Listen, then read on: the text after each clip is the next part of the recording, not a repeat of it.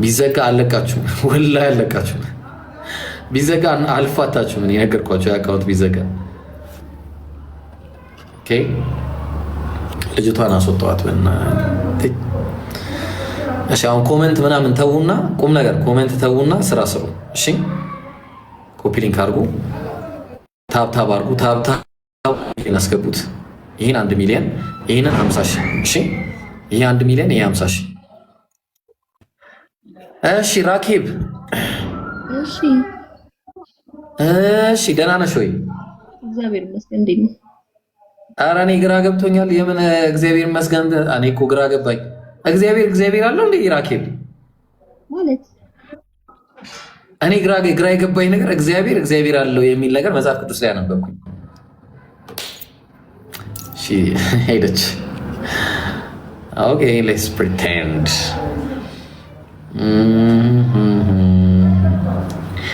አልሐምዱሊላህ። አትሳቁ። እዚህ ስራ ስሩ። አንዴ ስራችሁን ጨርሱና ሳቁ። ሁለቱን ስራ ሰርታችሁ ጨርሱ። መጀመሪያ አትሳቁ እስቲ። እኔ በቃ መጽሐፍ አንባቢ ሰው እንዴት እንደሚመቸኝ ማለት ነው። ዳግ ሰላም ብያለሁ። ኧረ እባክሽ መጽሐፉን ስታይ ነው እንደዛ ያልኩህ? ዝም ብለህ እያወራ ቆይተህ ነው። አይ አንተን ነው ያልኩት። መጽሐፍ ሳይ መጽሐፍ የሚያነብ ሰው እወዳለሁ። ባይብል ታነባለህ? አይ ብዙም ገና አዲስ ጀማሪ ነኝ። የነበት ጀማሪ አንባቢ ነህ? ጀማሪ አንባቢ ግን ስንት አምላክ አለ ብለህ ታምናለህ? ዳግ አንተ በጣም ተወራለህ። ፕሊዝ ኖ። እሺ እናንተ አትሳቁ። ስራ አለባችሁ። አትሳቁ። ይህ 50 ሺህ 1 ሚሊዮን ምንም እናንተ አሁን ብትስቁበት ጥርስ የላችሁ እንዳስቁ ነግሬያችኋለሁ። ኧረ አትሳቁ። ወይኔ አትሳቁ ማለት ሳቁ እኮ ነው ለእነዚህ ልጆች። ሙሌ ትላለህ። እንዴት ነህ ሙሌ? ሰላም ብያለሁ።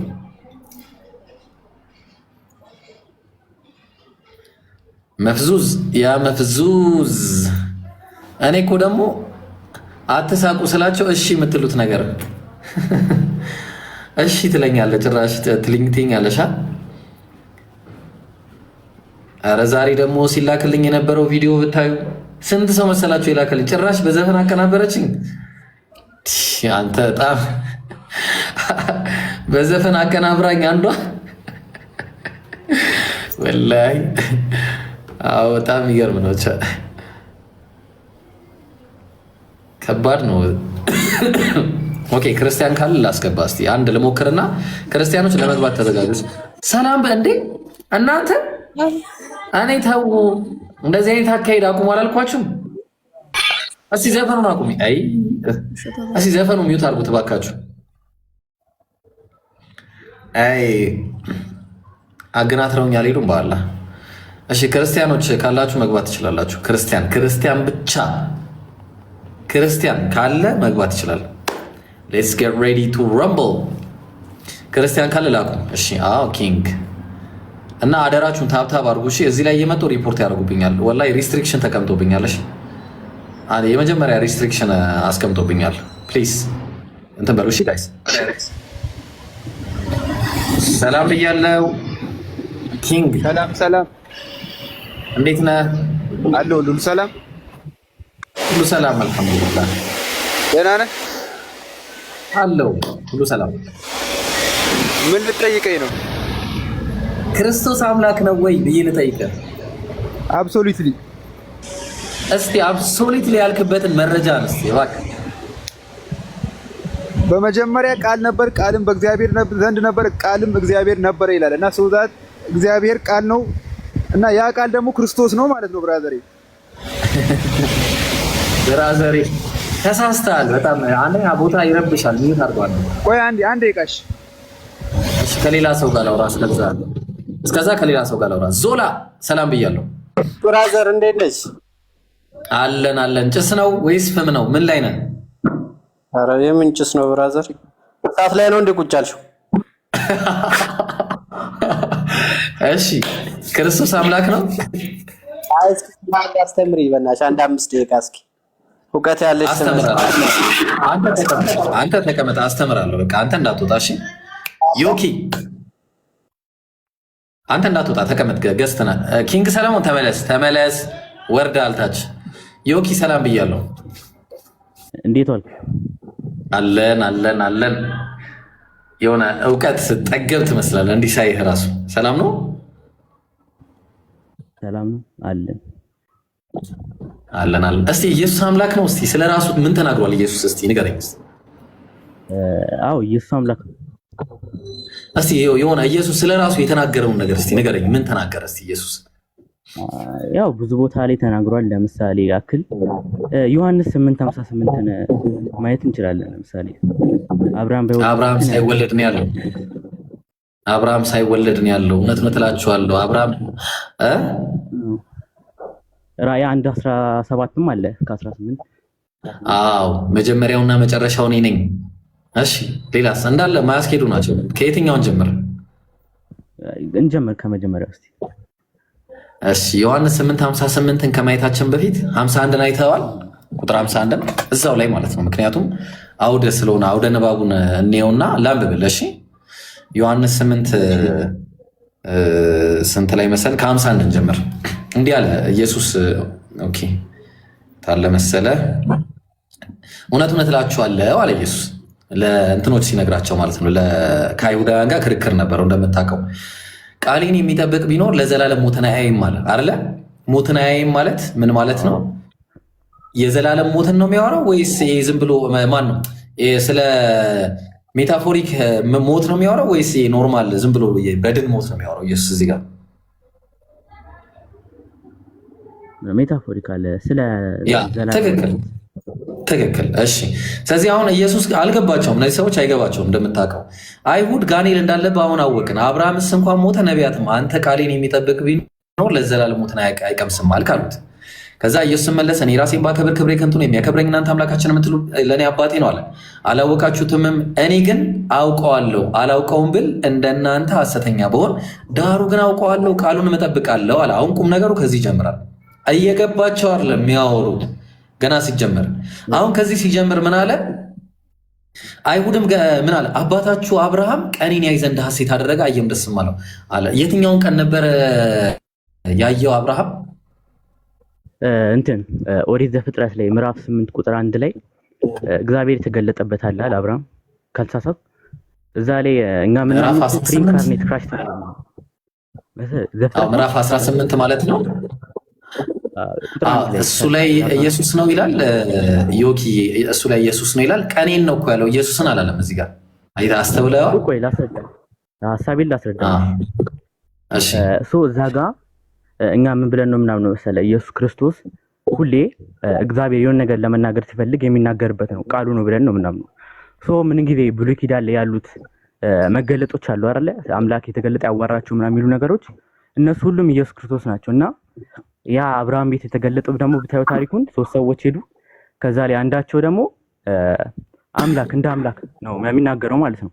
አብርሃም ራሱ አምላክ ጋር ነበር ሲያወራ የነበረው። ፕሪኢንካርኔት ክራይስት ነው እሱ። ዮኪ አሁን እሱ ሌላ ርዕስ ነው በነገራችን ላይ። አሁን ጥያቄው እሱ አይደለም። ኢየሱስ የተናገረው አባታችሁ አብርሃም ቀኔን ያይ ዘንድ ነው ያለው። ቀኔን ያይ ዘንድ ሐሴት አደረጋለ። ማየት የፈለገው ምኑን ነበረ? መምጣቱ ቀኑን ያ ቀን ምንድን ነው? ያ ቀን መቼ የሚመጣበትን ቀን ነው እኮ መሲሁ የሚመጣበትንም ይሆናል። ትክክል በቃ። ምክንያቱም ቀኔን ካለ የሚመጣበትን ወደፊት ነው። በትንቢት ቃል የተገባው ዘፍጥረት 22:18 ላይ ቃሌን ሰምተሃል፣ አሕዛብ በስም ይባረካሉ ቃሌን ሰምተሃልና ይላል አይደለ? አዎ በጣም ጥሩ። ስለዚህ አሁን አብርሃም እያወራ የነበረው ኢየሱስ እያወራ የነበረው እዚህ ጋር ቃሌን ሰምተሃልና የትኛው ማን ይቅርታ፣ አብርሃምም ቀኔን ያይ ዘንድ ሐሴት አደረገ አየም ደስም አለው። ያየው አብርሃም ያየው ቀኑን ከሆነ ያየው ትንቢቱን ነው ማለት ነው። ተስፋውን ነበር ያየው ማለት ነው አይደለ? ቆይ ጥቅሱ ዮሐንስ 8:58 አንብበዋል? ግን አንብበው እስኪ ከ57 ጀምሮ እኮ እሱ ላይ እኮ ነን። ያው አሁን 56 ላይ እኮ ነን። አሁን 56 ላይ ነን። 58 ለመድረስ ይሄን ማወቅ አለብን ግዴታ። ያየው ቀኑን ነበረ። እሺ ላውጣልና ላንብብልህ። ያው እዚህ ልክፈትልህ ለአንተም እንዲታይ ማለት ነው። እሺ አንዴ እቺን ላጥፋት። እንደዚህ ላጥፋለህና ይኸውልህ ተመልከት እሺ ምን እንደሚል አይሁድም እዚህ ጋር አባታችሁ አብርሃም ቀኔን ያይ ዘንድ ሐሴት አደረገ አየም ደስም አለው አለ። ምኑን ነበር ሐሴት ያደርገው ለማየት? ቀኑ ያ ቀን መቼ ነው የሚመጣበት? መሲሁ የሚመጣበት ጊዜ ነው አይደል? በሁለት ጊዜ ተረጎማል እንትንም ይሆናል እንዳልኩ ቅድም ምክንያቱም አይቷል ይላል እዚህ ጋር እሱማ ቀኑን ነው ያየው። ቀኑን እኮ ነው ያየው እንጂ አሁን እሱን አየ የሚል ነገር የለም እዚህ ጋር ያየው። ያ ሐሴት ያደረገው ምንድነው? ቀኑን ነው። ቀኑን የሚመጣበትን ጊዜ ነው። ቀኔን ነው ያለው the day so ያ ፕሮሚስ የተደረገበትን ቀን ነው ያየው። መሲሁ ነው የሚላክበትን ቀን ነው ያየው። ተግባባን? ለዛ ነው አየም ማለት ምኑን ነው ያየው? ቀኑን ነው አይደል ያየው? አዎ አየው። ስለዚህ አሁን እያወራ ያለው ስለ ተስፋ ነው። አይሁድ አሁንም ስቲል አልገባቸው። ምን አሉ? አይሁድም ገና 50 ዓመት ያልሆነ እንዴት አብርሃምን አይቻለሁ ትላላችሁ አላቸው። እሱ እያወራ ያለው ሊትራል መኖር አይደለም፣ የሚያወራው ስለ ቀን ነው። አብርሃም ቀኔን ያይ ዘንድ ሐሴት አደረገ አየም ደስም አለው። ልክ እዚህ ጋር 51 ላይ እንዳልገባቸው ሁሉ የዘላለም ሕይወት እያለ እየነገራቸው እዚህ ጋር እውነት እላችኋለሁ ቃሌን የሚጠብቅ ቢኖር ለዘላለም ሞትን አያይም ብሎ ሲነግራቸው ጋኔል እንዳለበት አወቅን። አብርሃምስ እንኳን ሞተ፣ ነቢያትም አንተ ቃሌን የሚጠብቅ ቢኖር ለዘላለም ሞትን አይቀምስም እንዴት ትላለህ አሉት። አልገባቸውም። የሚያወራው ራሱ አይገባቸውም። ከዛ ኢየሱስ ምን አለ? ጨመረላቸው ጭራሽ። አሁን ይህንን ሲል እውነት እላችኋለሁ አብርሃም ሳይወለድ ነው ያለው አለ። ያለው በምንድን ነው? በቀን ነው ያለው፣ በተስፋ ነው ያለው ማለት ነው። ምክንያቱም ደብል ስታንዳርድ ነው እዛ ጋ ያለው። ኢየሱስ ክርስቶስ እየተናገረ የነበረው ገና ሲጀመር ስለ ቀን ነው። ቀን አብርሃም ቀኔን ያይ ዘንድ ሐሴት አደረገ አየም ደስም አለዋል። ያየው ቀኑን ነው። ሰው ያንን ቀን በተመሳሳይ ምን አላቸው? እንዴት አንተ 50 ዓመት ያልሞላ አብርሃምን አይቻለሁ ሲሉት ኢየሱስን አለ እውነት እላችኋለሁ አብርሃም ሳይወለድ እኔ ያለው አላቸው። ያለው በምንድን ነው? ቅድም ባለው ቀን ነው ያለው፣ በተስፋ እንጂ ህልውና የለውም። ኦኬ ቢስሚላህ እንትኑ ግን እዛው ጥቅስ ላይ አሁን እንደዛ እንዴት ነው ያገናኘው? 8:58 ላይ አብርሃም ሳይወለድ በፊት እኔ ያለው ከዛ በኋላ እኮ እነሱ ራሱ ይሰማል። አዎ ሊወግሩ ድንጋይ ያነሱ ምናምን። አዎ ትክክል፣ ሊወግሩ ድንጋይ ያነሱ አልገባቸውም። እስቲ አሁንም እየገባቸው አይደለም፣ አልገባቸውም። ቅድምም እኮ አልገባቸውም አይደል ዮኪዬ? ቅድምም እኮ ኢየሱስ ምን አላቸው መጀመሪያ ሲናገር? ከላይ ጀምሮ እኮ በነገራችን ላይ ከቁጥር 24 ጀምሮ እየገባቸው አይደለም የሚያወራው ኢየሱስ የሚያወራው ማለት ነው። አንተ ማን ነኝ ትላለህ ሲሉት እኔ ከመጀመሪያ ስናገራቸው የነበርኩት ነኝ ምናምን ስለ አብ እንደነገራቸው አልገባቸውም እያለ ወረደ። እንደዚህ ኢየሱስ እኔ ከአምላክ የሰማሁትን እውነት የነገርኳችሁን ሰው ልትገሉኝ ትፈልጋላችሁ፣ አብርሃም እንዲህ አላደረገም። መጣ ከዛ ወረደና ምን አለ? ቃሌን የሚጠብቅ ቢኖር የዘላለም ሞትን አያይም አላቸው። ሰው እነሱ አሁን ስቲል አልገባቸው። ሞትን ምን ማለት ነው እንዲህ አንተ ጤነኛ ያማል እንዲህ አሉት። አሁን ጋኔል እንዳለብህ አወቅን አሉ። አይገባቸውም የሚያወራው ነገር። ከዛ ምን አለ ወዲያውኑ ኢየሱስ ስለ ቃል ነው። በቃ ኖርማሊ እኛ ተረድተናል። ቃል ትክክለኛ የዘላለም ሕይወት እንጂ ሊትራል ሞት እንዳልሆነ አይተናል። ከዛ ቀጠለ ወረደ። አብርሃም ቀኔን ያይ ዘንድ አላቸው። አሁንም ሐሴት አደረገ አየም ደስም አለው። እሱ ስለ ቀን ያወራል፣ እነሱ የሚያወሩት ስለምንድን ነው? አሁንም እስቲ ስለ እንትን ያወራሉ፣ ስለ ሊትራል መኖር። እንዴት 50 ዓመት ያልሞላ አብርሃምን አይቻለሁ ትላለህ አሉት። እሱ ስለማየትም አላወራም። አየ ብሎ የተናገረውም አብርሃም እንጂ እኔ አይቻለሁ አላለም። ተግባባን? ሰው እየተናገረ ያለው ስለ ተስፋ ነው። ከዛ ይህንኑ ሲወርድ በቃ እንደዛ ሲላቸው እውነት እላችኋለሁ አብርሃም ሳይወለድ ነው ያለው አላቸው። ሰው ያለው በምንድን ነው ብለን ስንል በተስፋ ነው ያለው። የዛን ሰዓት ሊወግሩ ድንጋይ ያነሱ። አይገባቸውም፣ የሚያወራው ነገር ስላልገባቸው ነው። ብዙ ቦታ ለምሳሌ ኒቆዲሞስ ራሱ ዮሐንስ ወንጌል ምዕራፍ 3 ላይ ስትመለከት ኢየሱስ ሲናገረው ምን አለው መሰለ? ከእግዚአብሔር ካልተወለዳችሁ በቀር እንትንን አታገኙ ምናምን አላቸው። እንዴት መወለድ ትላለህ አለው ኢየሱስን። እኔ እንደገና እናታችን ሆድ ውስጥ ተመልሰን ገብተን ነው የምንወጣው? አንተ መምህር ሆነ ሳለ ይህን እንዴት አታውቅም አለው ኢየሱስ። ኢየሱስ የሚያወራው ነገር ሲጀመር አይገባቸውም ነው የምልህ። በቃ ሰው እየተናገረ ያለው ስለ ተስፋ እንጂ ስለ ዘላለም ስለ ሊትራል ህይወት መኖር ምናምን አይደለም የሚያወራው እኮ። እሺ አሁን እኛ እንዴት እንደምንፈታው ልንገርህ። እሱን ጥቅስ ማለት ነው። አሁን እዛ ጋር አብርሃም ቀኔን እየተደሰበታል። አንደኛ ያው ሌላ እንደ ፕሮፌሲም ይሆናል፣ የሆነ ቪዥዋል የሆነ ፕሮፌሲን አየው የመሲሁ መምጣት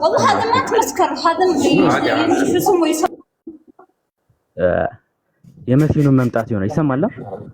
አዎ እየሰማሁ ነው። የመሲሁን መምጣት ሊሆን ይችላል። እና ደግሞ የሆነ እንትን ፎርሻዶመንቶችም አሉ። ለምሳሌ ዮሐንስ ማን ነው ዘፍጥረት 22 ላይ ለምሳሌ ፎርሻዶ የክራይስት ፎርሻዶመንት አለ። ለምሳሌ እዛ ጋር አሁን አብርሃም ልጁን ይስሐቅን ሊሰዋ ሲል ከዛ አብርሃም የተናገረበት ጋድ ምንድነው ፈጣሪ በጉን እንደሚያዘጋጅ የተናገረበት አለ እና እንደዚህ ፎርሻዶ ይሆናል። ዮኪ ይሄንን ጥቅስ አነሳህ ማለት ኢየሱስ አልተሰቀለም እያልክ ነው። ይሄንን ወቀሽ ለምን በላይ ይሄ ለአብርሃም ማን ነው የይስሐቅ ጉዳይ ለኢየሱስ ክርስቶስ ሻዶ ነው ካልከኝ በኢየሱስ ይሄ የሙስሊምን አስተምሮ ነው የምትቀበለው ማለት ነው። በኢየሱስ ፋንታ የሆነ ሰው ተተክቶ ተሰቅሏል ማለት ነው። ለምን በጉ መጣ አይደለ ሊታረድ ማን ነው ኢየሱስ እንትና መጣ ሊታረድ ማን ነው እሱ ይስሐቅ አይደለ ይስሐቅ መጥቶ ሊታረድ ሲል ሌላ ተካለት አይደለ በጉን አዘጋጀ እግዚአብሔር። ስለዚህ አሁን ይሄ ምንድነው ኢየሱስ ክርስቶስ እውነት ተሰቅሏል የምትል ከሆነ በኢየሱስ ፋንታ ሌላ ሰው ተሰቅሏል እያልከኝ አሁን ይሄ አያጣለንም ዮኪ ይሄ አያጣለንም። አሁን ወደ እንትኑ እንምጣ እስቲ። አሁን ጥቅሱ ላይ ወይ ስቲካር ካልሆነ ሌላ ጥቅስ ፈልግ ከሆነ ደግሞ ሌላ ሰው ጋር ቀጥል። ከዛ ደግሞ እንትኑን ዮሐንስ 8:58 ራሱ ብናየው ግሪኩን እንኳን ነው ሞር ሰፖርት የሚያደርገኝ አረገ በጭራሽ ያደርጋል። በጭራሽ ያደርገ ምን ይላል እስቲ ግሪኩ? ቆይ አንድ ስልክ ነው ያስኩት፣ ግን ቆይ ከቻልክ ትከፍተዋለህ። እኔ ልንገርህ፣ እኔ እነግርሃለሁ። ኤጎኤሚ ይላል። እሺ ኤጎኤሚ ፕሪን አብርሃም ግን አስታሺ ሚለው አይደለም። ኤጎኤሚ ይላል። ኤጎኤሚ ማለት እኔ ነኝ ማለት ነው። በቃ እኔ ያለው ማለት ነው። ኤጎኤሚ ማለት ዊዛውት ፕሪዲኬት ታውቃለህ? ማለትም ከሱ በኋላ ተከትሎ የሚመጣ ነገር አብራሪ የሆነ ነገር ማለት ነው። አሁን እዛ ጋር ፕሪዲኬት የለውም ምን እንደሆነ እኔ ነኝ አለ። ምን አንተ ምንድነህ? በቃ ምንም ግልጽ የለም። ስለዚህ ይሄ የሚያሳየው ዞላ ተመለስ አወርዳለሁ። እሺ ዞላ ተመለስ።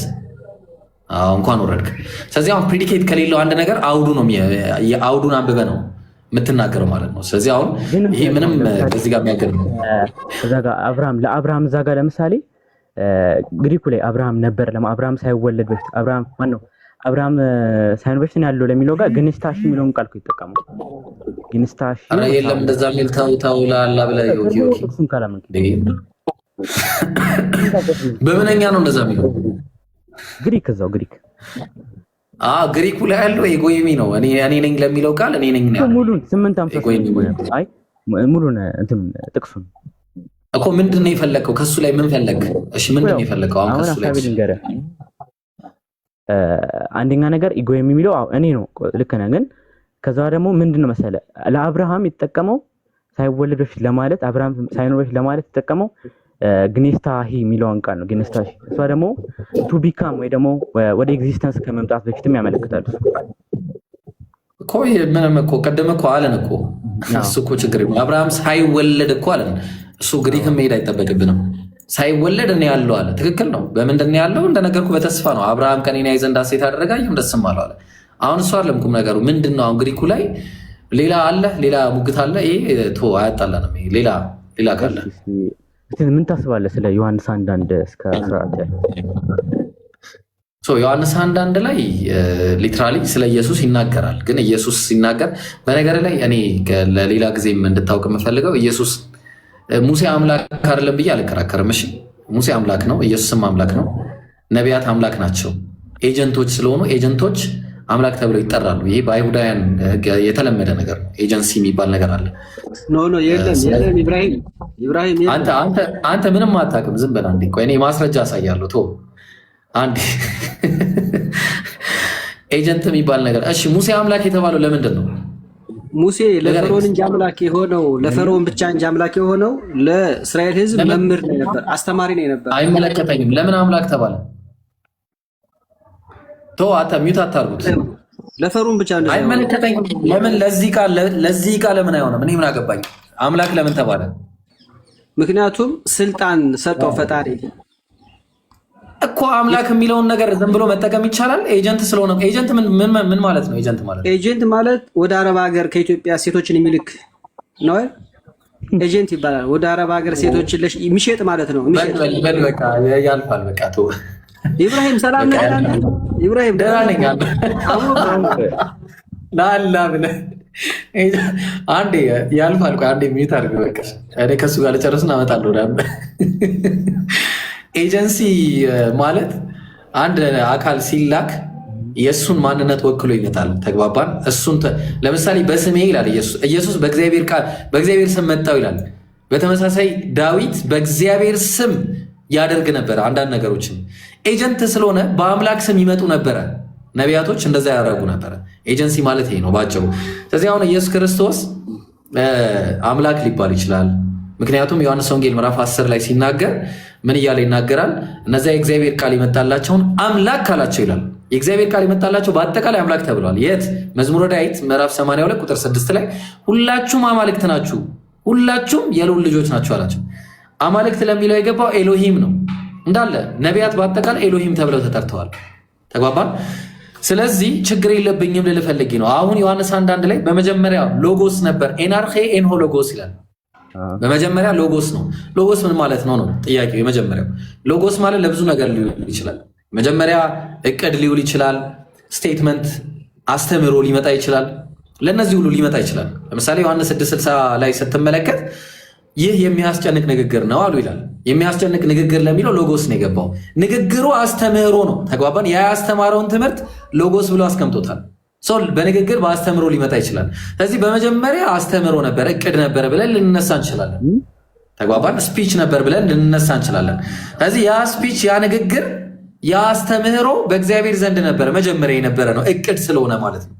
ከዛ ያ አስተምህሮ ደግሞ ዲቫይን ነበረ። ዲቫይን ነበር ማለት አምላክ ነበረ፣ አምላካዊ ነበረ። ዊች ሚንስ ኢየሱስ አምላክ ነው። አምላክ ነው የሚመጣው ነው። አምላክ ይመጣል ማለት ኢየሱስ ምን ማለት ነው? ልክ እንደ ሙሴ አምላክ ነው ማለት ነው። ልክ እንደ ሙሴ ነብይ ስለሆነ፣ ልክ እንደ ሌሎች ነቢያቶች ኤጀንት ስለሆነ አምላክ ተብሎ ይጠራል ነው በአጭሩ። ከዛ ይሄ አስተምህሮ ምን ሆነ? መጨረሻ ላይ ስጋ ሆነ፣ እውን ሆነ ማለት ነው። ይሄን ያለው ነገር ዮሐንስ ታዲያ ለምሳሌ ከእግዚአብሔር ጋር ነበር ይላል። ለምሳሌ ነበር ብሎ ያንን ቃሉን የሚያመለክተው እንትን ነው በሂ ወይ ደግሞ እንደ አንተ ማለት እንደ ሰው ነው የሚያመለክተው እና እንዴት ነው የምታየው? ምን ይላል? ፕሮስ የሚለው ቃል ምን አለ ሲናገር ኤናርኼ ኤን ሆሎጎስ ከኤን ፕሮስቶንቲዮን አለ። ኤን ፕሮስቶንቲዮን ፕሮስ የሚለው ነገር ግዴታ ስለገባ ያ ነገር ፐርሰን ይሆናል ማለት አይደለም። ተግባባን? ፐርሰን እንኳን ነው ብትለኝ አይ ዶንት ኬር። ለምንድን ነው ብትለኝ እቅድ ውስጥ ያለ ፐርሰን ሊሆን ይችላል። ችግር የለብኝም። ግልጽ ነዋ። ስለዚህ አሁን ይሄ ከዛ ጋር የሚገናኝ ነገር አይደለም ነው እያልኩ ያለሁት። እሺ አንተ እያልከኝ ያለው ያ በሀሳብ ደረጃ የነበረ ቃል እቅድ ነበረ ነው? አዎ። እንደዛ ከሆነ ታዲያ ለምንድን ነው ስታነበው ራሱ እንደዚህ ጥቅሱን ፕሮስ የምትለው እኮ ጋር እኮ ነው። ታዲያ ለእቅድ ሊት ጋር ይጠቀማል አንተ ብለህ እና ታዲያ ለምሳሌ ፕሮስ የተጠቀመበትን ላሳየ ሌላ ነገር ፐርሰን ያልሆነ ፕሮስ ሌላ ቦታ ላይ አለ እኮ ወደ እንትን ላይ ግን እዚህ ጋር ከፕሮስ በኋላ ፕሬዲኬቱ ይለያያል። አይ በቃ ገባ። ምን ማለት ነው ፕሮስ? አሁን እዚህ ፕሮስ አለና ይኸውልህ አሁን ሲጀመር ፕሮስ ብቻ አይደለም እዚህ ጋር አሁን ለሙግት ያክል ምናልባት ሌሎች ክርስቲያኖች ሲጠቀሙ አይተህ ከሆነ ካይ ሆሎጎስ ኤን ፕሮስቶንቲዮን ይላል። እዚህ አሁን እዛ ጋር ሆ የምትለዋ ዴፊኒት አርቲክልም ስላለች ነው ብለው ይጠቀማሉ። ሆ የምትል ዴፊኒት አርቲክል ነች ስላለችም። አሁን እነዚህ ሁሉ ማያስኬዱ ናቸው። እንደዚሁ እንዳለ ማለት ነው። እንደዚሁ እንዳለ እዚሁ ጋር በተመሳሳይ ሁኔታ ፕሮስንም ሆሎጎስንም ተጠቅሞ የኢየሱስን ንግግር ይናገራል። የኢየሱስ ንግግር ራሱን የቻለ ፐርሰን ነው። የኢየሱስ ንግግር ፐርሰን ነው። ምን ሎጎስ ስለተጠቀመ ኖ ሆሎጎስ ፕሮስ የሚለውን ቆይ ላሳይ ላውጣልህ አንድ ጊዜ ጆን 1:1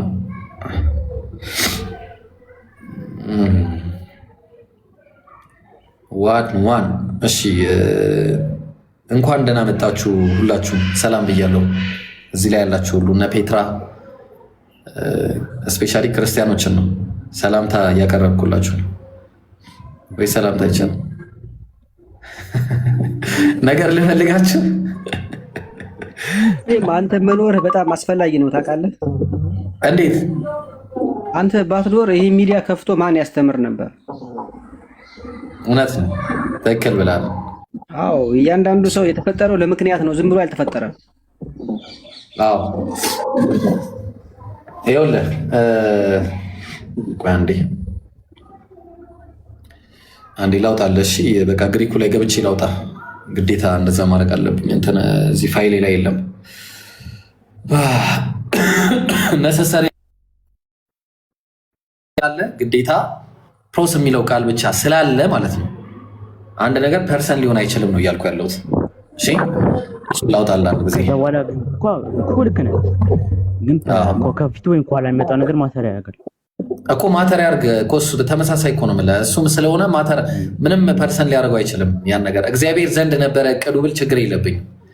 እግዚአብሔር ዘንድ ለምሳሌ ቆይ እመጣልሃለሁ። ቆይ አንዴ ጥቅሶቹን ላውጣልህ። እሺ ዮሐንስ 6:60 ላውጣልህ አንድ ጊዜ መጀመሪያ ኤን ፕሮስቶንቲዮን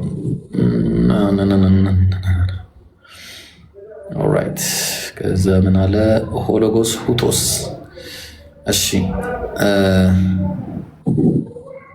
አንዴ ሁቶስ ምን ማለት ነው? ሁቶስ ይህ ማለት ነው። ይህ ግሪኩ ላይ ይህ ማለት ነው መስኩላይን ነው ፐርሰን ነው አይደለም? ቆይ አይደለም። አይ ይህ ቆይ ገባኝ እኮ አሁን ይህ ነው የሚለው ያው ማስኩላይን ማለት ነው የወንድ አጠቃቀም የሚጠቀም። ስለዚህ አሁን እኮ መስኩላይን እንደ ሰው ነው አይደለም የሚናገር ሪፔር የሚያደርገው እንደ ሰው ማለት ነው። ስለዚህ ሰው ነው ማለት ነው። ሁቶስ ብሎ ከተጠቀመ ልክ ዮሐንስ 1:2 ላይ የተጠቀሰው እዛ ላይ ሁቶስ የሚል አለ አሁን ለምሳሌ። ስለዚህ ፐርሰን ነው እያልከኝ ነው? ኦኬ እሺ። አሁን በቃ በራስህ ቆንጨራ ነው የተመታው። እኔ አይመለከተኝም። እኔ ያነበብኩት ሌላ ጥቅስ ነበረ። ተመልከት ዮሐንስ 6:60 ላይ ነው ያለውና ዮሐንስ 6:60 ይታያል።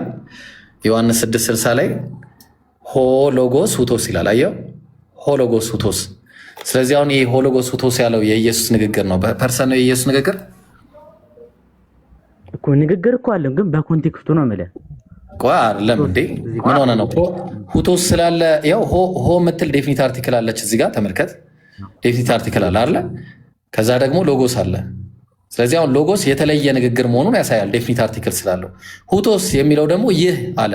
ይህ የተባለው ምንድን ነው? ንግግሩ ነው። ሰው ንግግሩ ፐርሰን ነው እዚህ ጋር አይደለም እኮ በቃ። ስለዚህ ነሰሰሪ አይደለም እያልኩ ነው። በተመሳሳይ ሁኔታ እዛ ጋር ኢየሱስ ክርስቶስ ሲናገር ማን ነው ዮሐንስ 1:1 ሲናገር ምንድን ነው እያለ ያለው? ኤናርኬን ሆሎጎስ ከኤም ፕሮስቶንቲዮን ብሎ ተናገረ። ኤም ፕሮስቶንቲዮን እዚያውን ፕሮስቶንቲዮን ብሎ ስላስቀመጠ ወይ ከእሱ ጋር ብሎ ስለተናገረ እሱ ዘንድ ወይ ደግሞ እሱ ጋር ብሎ ስለተናገረ አካል ፐርሰን ነው ማለት አይደለም፣ ሊትራሊ ማለት ነው። ይህ ተብሎ እንደተነገረ ሁሉ እዚህ ጋር ማለት ነው። ሌላ ቦታም ላሳይ ይችላሉ። ዘንድ የሚለው ነገር በተመሳሳይ ሁኔታ ዘንድ የሚለውንም ላሳይ ከፈለክ ፊ ዋን ሰው ማለት ነው። ተመሳሳይ ነገር ነው። እዚህ ጋር በሌላ አጠቃቀም ይመጣል። ለምሳሌ ላሳየህ። ለምሳሌ በተመሳሳይ አረጋይስ ምንድነው ሪፖርት ለምን ነው የምታደርጉት? ቆይ እኔ አረባላ ሪፖርት ምንድነው የምትጠቀሙት? ቆይ ሪፖርት አድርጋችሁ አረ ታብታብ አድርጉ እስቲ ባላ። እሺ ምንድነው የምትጠቀሙት? ተራ በተራ ነው ማስገባው። በቃ ውረዱላችሁም። ዮኪ ብቻ ይቀመጥ። ውረድ ፔትራ ውረዱ። በቃ ሁላችሁ ልጅ ምንድነው እንደዚህ አይነት ነገር ወላሂ ምንድነው? ቆይ እኔ እኮ ግራ እኮ ነው የሚገባኝ። እኔ እኮ ሪፖርት በማድረግ የሚመጣ ነገር እኮ የለም። ይሄን ዝጉት። እኔ እመጣለሁ በሌላ አካውንት እኮ ምን ሆናችሁ ነው? በኋላ እጭ ወላሂ በጣም ነው የሚደብረው። ምን አይነት ኮንፊደንስ የሌለው ሁላ ነው በኋላ እዚህ የተሰበሰበው። እሺ ለምሳሌ ስንት ላይ ልስጥ መሰለ? በጣም ነው ያናደዱኝ ወላሂ። በጣም ይደብራል። እንደዚህ አይነት አካሄድ በጣም የሚደብር አካሄድ።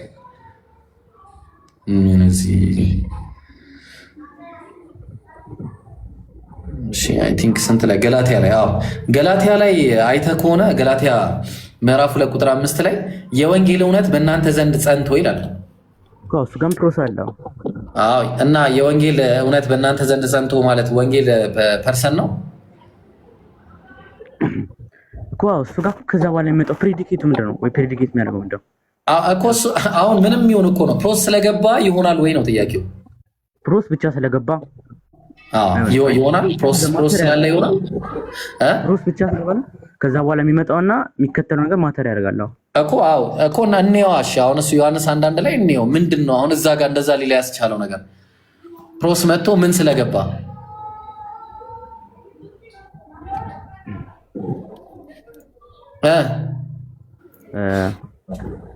ከዛ ከፕሮስ በኋላ ከሱ ጋር እኮ ነው ከፐርሰን ጋር እኮ ነው የሚለው ጋር እኮ ፐርሰኑ ምንድነው ያሳየ ፐርሰኑ ምንድነው ፐርሰኑ ያሳየ አልገባኝም ፐርሰን ምንድነው ፐርሰን ያደረገው ፕሮስ የሚለውን ሎጎስ የሚለውን ፕሮስ ለመጣ ምን ፐርሰን አደረገው ነው ጥያቄው ከሱ ጋር እኮ ነው ከዛ ገባኝ እኮ አሁን ከእናንተ ጋር አለ እዚህ ጋር ከሰዎች ጋር እኮ አለ ይሄኛውንም ፕሮስ ብሎ ከሰዎች ጋር እናንተ ዘንድ እኮ አለ ሰዎች ዘንድ እኮ ነው ሶ አሁን ያ ፐርሰን ነው ማለት ነው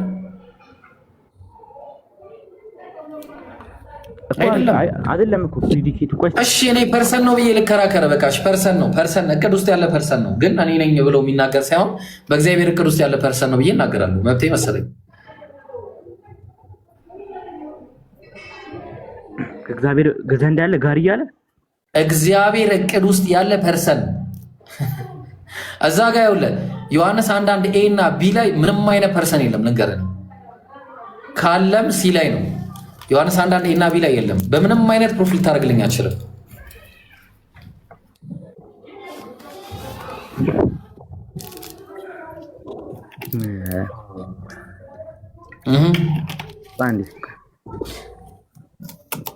ወይስ ከዛ እንትን አዋራችሁ እስኪ ሌሎቹ እሺ ህይወት ክርስቲያን ነች ሙስሊም ነች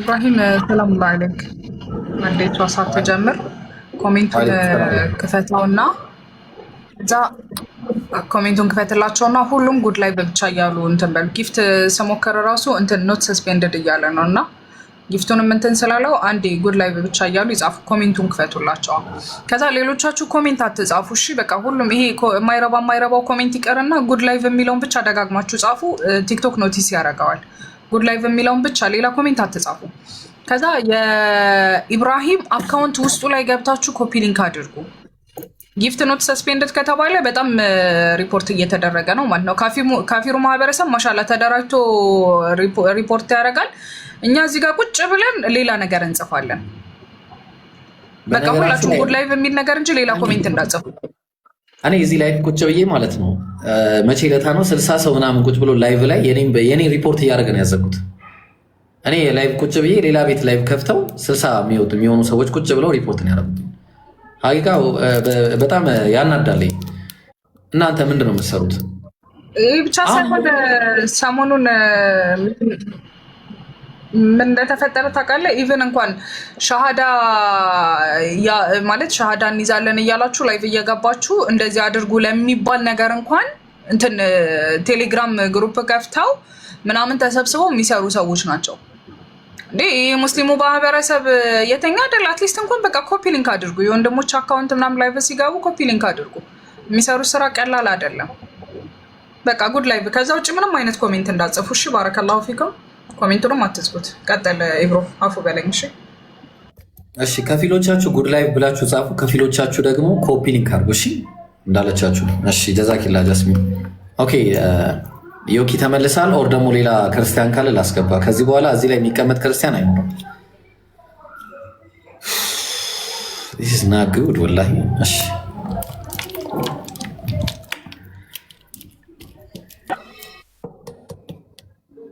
ኦኬ ዞላ ሰላም ብያለሁ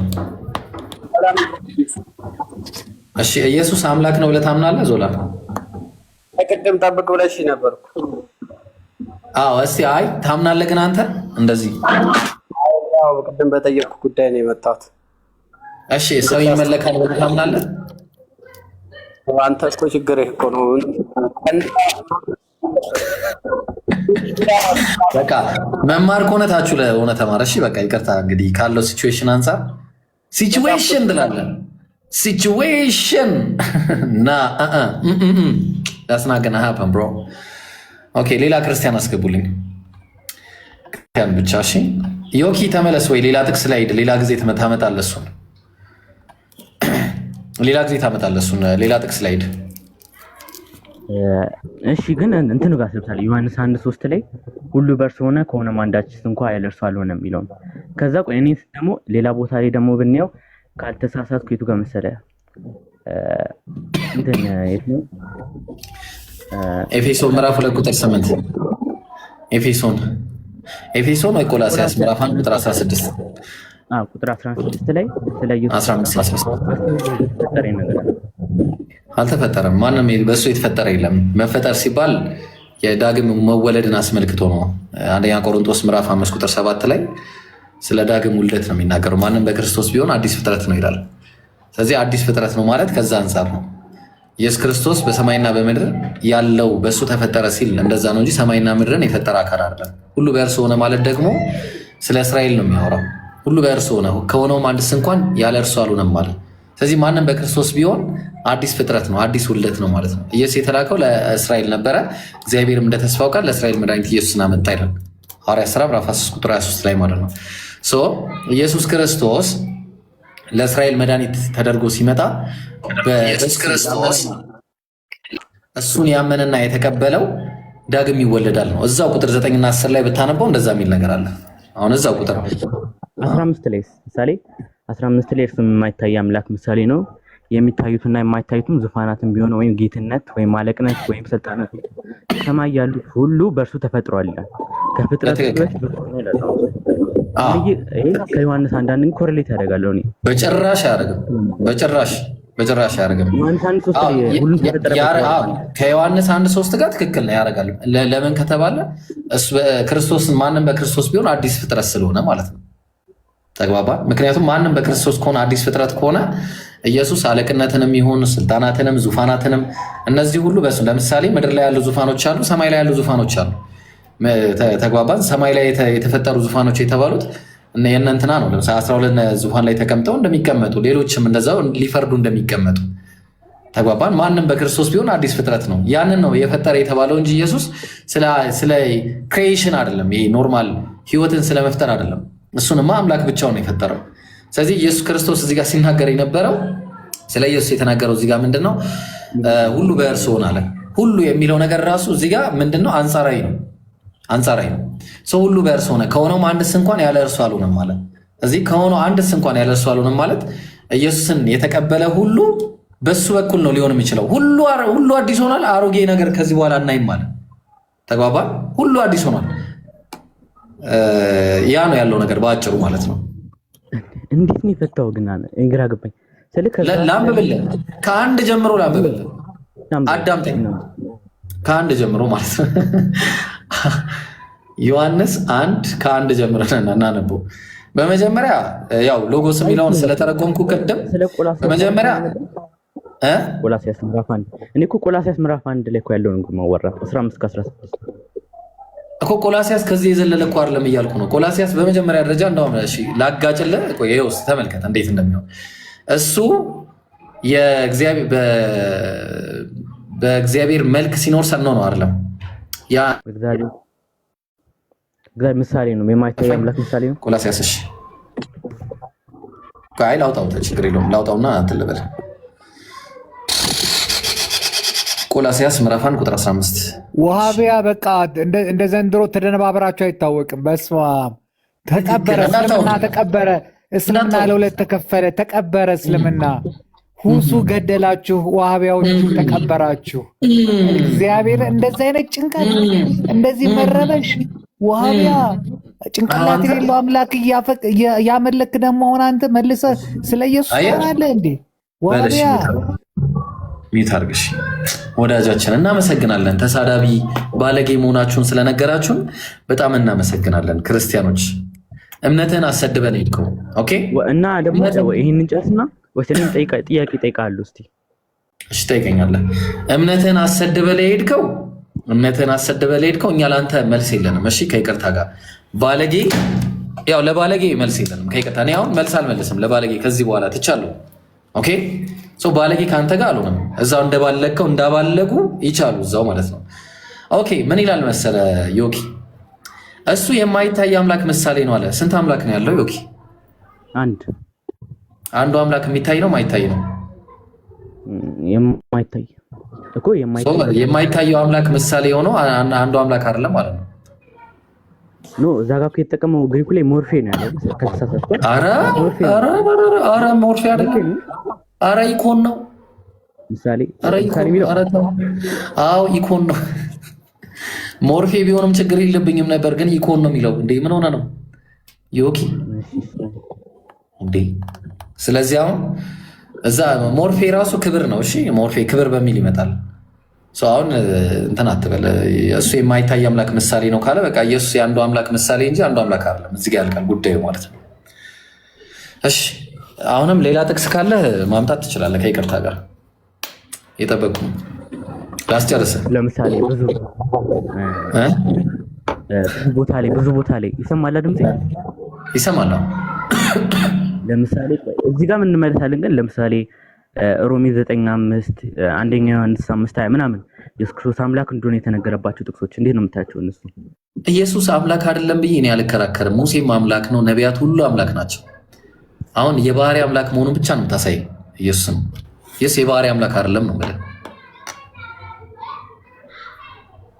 አሁን የፈለግከውን ጥቅስ አንሳና እንዴ ችግር የለብኝም። እኔ ሮሜ 9:5 እንዴ ከፈለክ ይህ ስልክ ያሟል እንዴ ሊወድቅ 10 ጊዜ ተቀመጥ። እሺ የትኛውን ጥቅስ ነው የፈለግከው? ወይ እንትን ያው አንደኛ ዮሐንስ 5:20 ኦኬ፣ አንደኛ ዮሐንስ መልእክት ምዕራፍ እዛ ጋርም የእግዚአብሔር ልጅ እንደመጣ ይላል። የእግዚአብሔር ልጅ እንደመጣ ሰው አሁን የመጣው የእግዚአብሔር ልጅ ነው፣ እግዚአብሔር ነው የመጣው። የእግዚአብሔር ልጅ ኢየሱስ ክርስቶስ እግዚአብሔር ነው። እሱን አሳይ መጀመሪያ። ፈጣሪ መሆኑ ኢየሱስ እግዚአብሔር መሆኑን መጀመሪያ ፕሩፍ አድርግልኝ። ምክንያቱም እዚህ ጋር መጣ የሚለው የእግዚአብሔር ልጅ እንጂ እግዚአብሔር አይደለም። ምክንያቱም እግዚአብሔር ሲናገር ራሱ ሐዋርያት ሥራ ላይ ምን አለ? ይቅርታ ምን አለ? እግዚአብሔርም እንደ ተስፋው ቃል ለእስራኤል መድኃኒት ኢየሱስን አመጣ ነው ያለው እንጂ እግዚአብሔር መጣ አይልም። ኦኬ ሰው እግዚአብሔር አንዱ እግዚአብሔር አልመጣም። በጣም በሚያሳዝን ነው እግዚአብሔር አልመጣም። ኦኬ ለምንድን ነው ታውቃለህ? ለምን እኛ ኢየሱስ ክርስቶስ የእግዚአብሔር ልጅ እንደምንል? ነብይ ስለሆነ ነው እግዚአብሔር የሚባለው። ማን ነው የእግዚአብሔር ልጅ የሚባለው? ነቢያቶች ሁሉ የእግዚአብሔር ልጆች ናቸው። እኛ እንደዛ የእግዚአብሔር ልጅ ነው ብለን የምናምነው ምክንያቱም እሱ ዘላለም ከአብ ስለሚወጣ ነው። የቱ ጋር ነው እንደዛ ዘላለም ከአብ የሚወጣ የሚለው? የቱ ጋር ነው? ቃል እኮ ታዲያ የእግዚአብሔር ቃል ከዘላለም ከአብ እቅድ ነው። እሱ እቅድ ነው። እቅድ እሺ ተው። እሺ አሁን ለምሳሌ ሌሎች ጥቅሶች አሁን ላሳይ። ቆይ እስኪ ኦኬ ሐሳቡን ንገረኝ፣ እኔ እነግርሃለሁ ጥቅሱን። ችግር የለውም።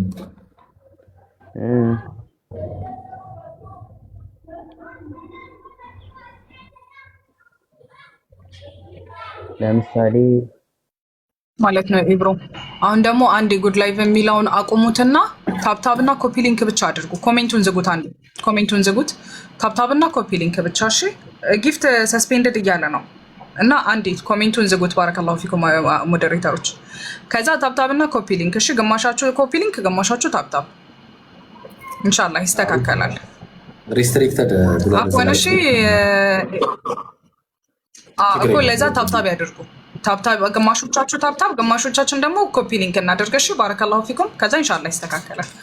አፉ በለኝ ብሮ ቀጥሉ። አፍሪ ችግር የለውም። እሺ ዮኪ what's your point? ሀሳቡን ነገር እኔ ጥቅሱን እነግርሃለሁ። እሺ አሁን እዛ ዮሐንስ 1:14 ላይ ቃል ስጋ ሆነ የሚለው እንዴት ነው የምታየው? እቅዱ እውን ሆነ ማለት ነው። ያ የታቀደው በስጋ ተገለጠ ማለት እቅድ የነበረው መጀመሪያ እውነት በእውነት ሰው ሆነ ማለት ነው። እቅድ የነበረው መጀመሪያ እቅዱ ስጋ ሆነ ይሰጣል። ለምሳሌ ጥቅስ ልስጥ። ሁለተኛ ነገሥት ላይ ምን ይላል መሰለ? ሁለተኛ ነገሥት ተመሳሳይ ነገር ስለሆነ ማለት ነው። ሁለተኛ ነገሥት የት አለ? እሺ ሁለተኛ ነገሥት ምዕራፍ 15 ቁጥር 12። ኦኬ ለዩ ልጆች እስከ 4 ትውልድ ድረስ በእስራኤል ዙፋን ላይ ይቀመጣሉ ተብሎ የተነገረው የእግዚአብሔር ቃል ይህ ነበራል፣ እንዲሁም ሆናለ። ምን ማለት ነው? እግዚአብሔር ቃል መጀመሪያ የእግዚአብሔር ቃል ነበረ። ለዩ ልጆቹ እስከ 10 ትውልድ ድረስ ይቅርታ፣ እስከ 4 ትውልድ ድረስ በእስራኤል ዙፋን ላይ ይቀመጣሉ ተብሎ የተነገረ የእግዚአብሔር ቃል ነበረ መጀመሪያ። ከዛ እንዲሁም ሆነ ኤግኔቶ አለ። ይኸው ቃልም ስጋ ሆነ ኤግኔቶ አለ። እዚህ ጋርም ተመሳሳይ፣ እዛም ኤግኔቶ ነው ያለው። ካይ ሳርክስ ኤግኔቶ እኮ ገባኝ። ሳርክስ ያ ስጋው ኤግኔቶ ሆነ ማለት ነው። ስጋው ቃሉ ስጋ ሆነ።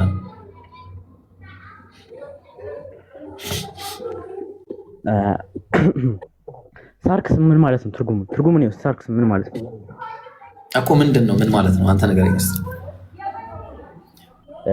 ሳርክስ ማለት እንትን ወደ ስጋ ሆነ ያመለው ነው ማለት ነው እኮ። ስጋው ምንድን ነው እኮ? ቃልም ስጋ ሆነ እኮ አለ እኮ ዮኪ። ቃል ስጋ ሆነ ማለት ያ መጀመሪያ ሲነገር የነበረው ተስፋ፣ ሲነገር የነበረው እቅድ ስጋ ሆነ። ለዛ ነው አንደኛ ዮሐንስ መልእክት ላይ እንደዚህ ብሎ የሚናገረው ከመጀመሪያው ስለ ሕይወት ቃል ከመጀመሪያ የነበረውና የሰማነውን አለ። የነበረና የተሰማ ነው ያ የሕይወት ቃል ማለት ነው። ከዛ በአይኖቻችንም ያየነውን እናወራለን። ቆይ ላውጣውና ልናገር እንደዚህ ከማውራ ወይ እዛው ጋር ይሻል እኮ አውጥቼ እየተናገርኩ እኮ ነው። ምን አይነት አፕሊኬሽን እንደሆነ አላውቅም። ይሄ ደግሞ ቅብዥርዥር ያለ አፕሊኬሽን። እሺ ምዕራፍ 1 ቁጥር 1 ላይ ወይ ሁለተኛ ነው የገባሁት። አንደኛ ዮሐንስ መልእክት ምዕራፍ 1 ቁጥር 1 ስለ ሕይወት ቃል አለ ከመጀመሪያው የነበረውና የሰማነውን አለ። የሕይወት ቃል ነበረ መጀመሪያ የነበረና የተሰማ ነው። ከዛ በአይን የታየ ነው። ከዛ የተመለከትነውን አለ። ከዛ ደግሞ እጆቻችን የዳሰሱት አለ። እጅ የተዳሰሰው መቼ ነው? ያ መጀመሪያ ስለ ሕይወት ቃል ሲነገር የነበረው ከዛ በኋላ ተዳሰሰ። ተግባባን? ሰው ሆነ ማለት ነው፣ ስጋ ሆነ። ከዛ ምን አለ? ሕይወትም ተገለጠ አይተንማል አለ። እንመሰክርማለን ከአብ ዘንድ የነበረውን ለእኛም የተገለጠውን የዘላለም ሕይወት እናወራላችኋለን አለ። ተግባባን? ስለዚህ እስራኤልን ለማዳን ቃል እቅዱ ስጋ ሆነ ስትባል እቅዱ ስጋ አስኮነን እንዴት ይሰጣል? እቅድ እንዴት ስጋ ይሆናል? ምን ማለት ነው? ቆያ እሺ፣ ቃል ራሱ እንዴት ስጋ ይሆናል? እሺ፣ እንደዛ ከሆነ ቃል እሱማ እኔ ማምነው ፐርሰን ስለሆነ ነው። ፐርሰን ነው ብዬ ስለማምነው ሞርም ሴንስ የሚሰጠው እንደዛ ነው። ይኸውልህ ለምሳሌ አወራው አሚር ከ1 ሰዓት በኋላ ከዚህ ቤት ይወጣል ብዬ ተናገርኩኝ መጀመሪያ። ተግባባን? ከዛ ያ የተናገርኩት ንግግር ልክ ሲፈጸም ከ1 ሰዓት በኋላ ሲወጣ ቃሉ ሆነ ማለት ነው። ተሳካ፣ በቃ አለቀ። ምን ሆነ ነው ዮኪ? ስጋ ሆነ ማለት እኮ ሰው ሆነ ማለት ነው። ሌላ ነገር የለም እኮ። መጀመሪያ የነበረው ተስፋ ሰው ሆነ ማለት ነው። በተስፋ የነበረው ንግግር እውን ሆነ ማለት ነው። ሰዎች አዩት ማለት ነው። ተስፋው ተገለጠ ማለት ነው። ተስፋው ተገለጠ። ስለዚህ ያ እንዴት አይጋጭም? ለምሳሌ አንቀጽ 3 ላይ ሁሉ በሱ ተፈጠረ እያለ አይልም? ያ ተስፋ ሁሉ በሱ ትክክል ነው። በቃ አሁን እሱን ልምጣለን። እሱ አሁን ትክክለኛ ፖይንት። በቃ መጠየቅ ያለበትን ጥያቄ አሁን ገና ጠየቅ። እሱን ልንገርህ። አሁን ይሄ የአጻጻፍ ችግር የዮሐንስ አጻጻፍ ነው። ለምን መሰለህ? ለምሳሌ 9 ላይ ምን ይላል መሰለህ? ቁጥር 14 ላይ ቃልም ስጋ ሆነ ይላል አይደለ? ቃል ስጋ ሆነ። እሺ ቃል ስጋ ሆነ የሚለው ይቀድማል ወይስ የገዛ ወገኖቹ አልተቀበሉትም የሚለው ይቀድማል? የትኛው ነው የሚቀድመው?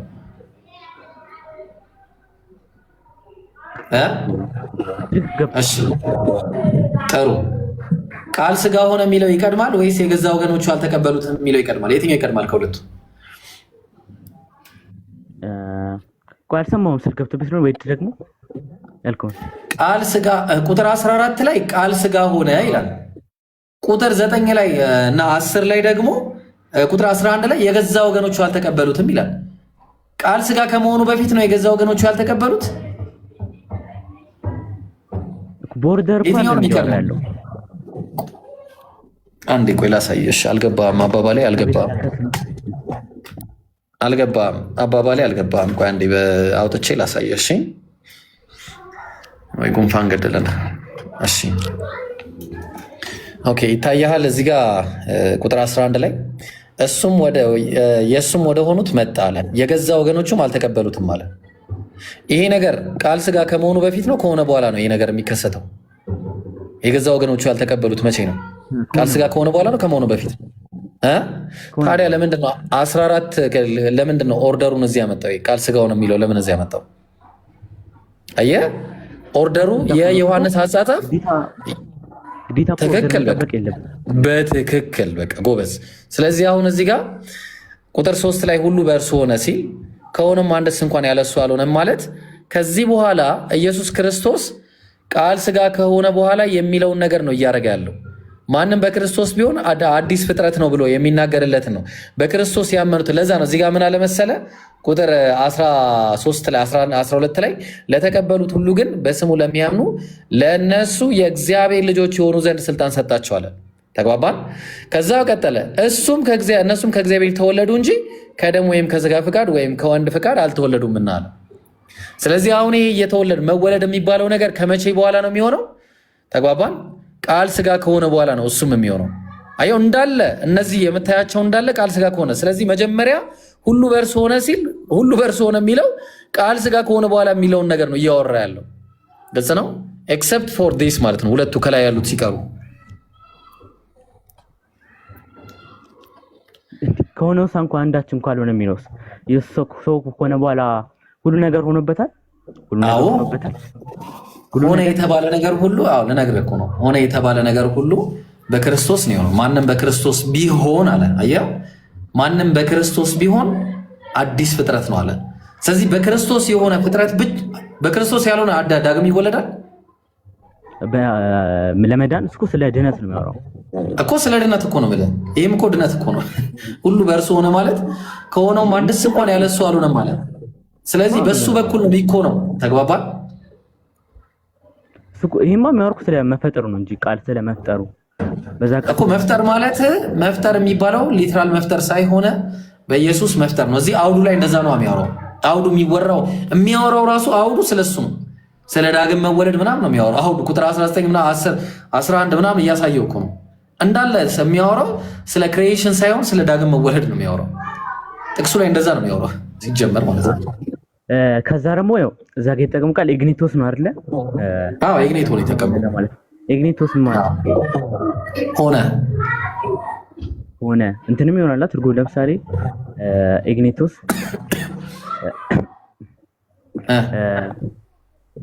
coming to a new state of existence ይሆናል። ለምሳሌ ኢንተር ዘ ኮንዲሽንም ይሆናል ትርጉሙ ላይ። እዚህ ጋር አይሆንም።